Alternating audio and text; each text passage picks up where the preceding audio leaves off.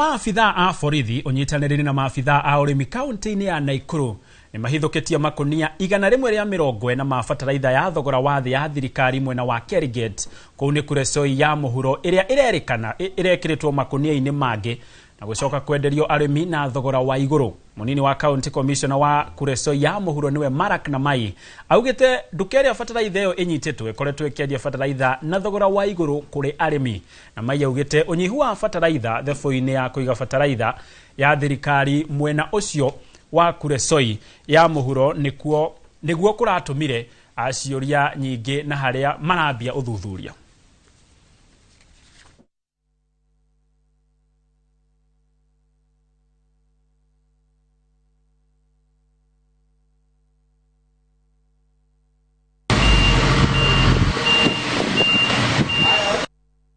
Tumeweza kuelekezwa hapa kwa hii jumba la Fem Hardware hapa Keriget, mahali ambapo tumepata mbolea ya serikali ambayo ni kiasi ya NPK mbolea gunia 57, TSP gunia 48, kuna CAN gunia 6 na urea gunia 2, ambazo zote ziko na nembo ya National Cereals and Produce Board.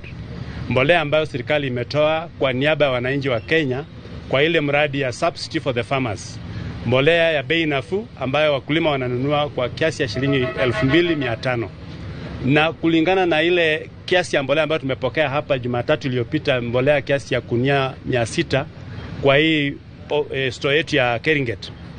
Wakulima walikuja hapa tarehe Tuesday tarehe 10 wakawa wanachukua mbolea.